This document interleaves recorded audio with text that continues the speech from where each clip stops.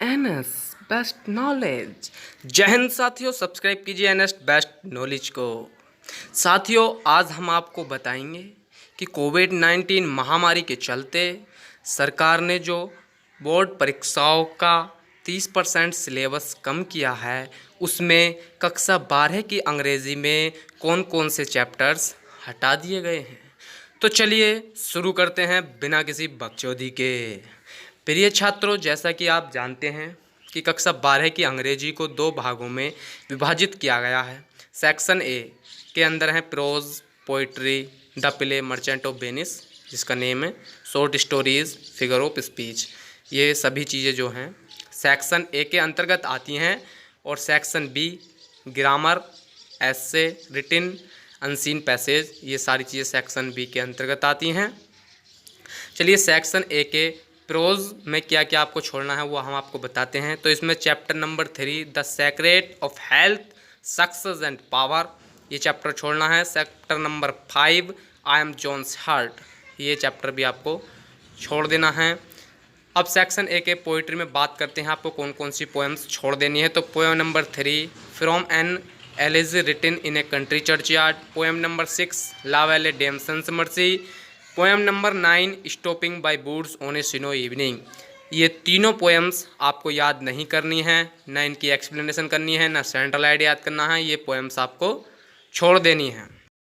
आप भूल जाइए कि हमारे सिलेबस में ये 3 पोएम्स भी हैं, बिल्कुल आपको इन्हें याद नहीं करना है। तो चलिए आगे बात करते हैं सेक्शन ए के शॉर्ट स्टोरी की बात। तो सेक्शन ए में जो शॉर्ट स्टोरी हैं आपकी 4 हैं, और 4 शॉर्ट स्टोरियों में से जो चौथी शॉर्ट स्टोरी है द स्पेशल एक्सपीरियंस, वो शॉर्ट स्टोरी आपको छोड़ देनी है। आगे बात करते हैं प्ले की। तो द मर्चेंट ऑफ वेनिस, ये सारा का सारा प्ले आपको भूल जाना है, याद नहीं करना है।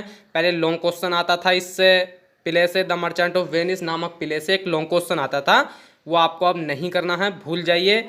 इसमें ऐसे पूछ लेते थे कि हीरो का कैरेक्टर स्केच कीजिए या हीरोइन का, तो ये प्ले आपको बिल्कुल भूल जाना है। हमें कोई मतलब ही नहीं है कि कोई लॉन्ग क्वेश्चन आएगा ही नहीं पेपर में लॉन्ग क्वेश्चन, क्योंकि कोविड-19 महामारी के चलते जो सरकार ने इन्हें जो है सिलेबस को कम करा दिया है।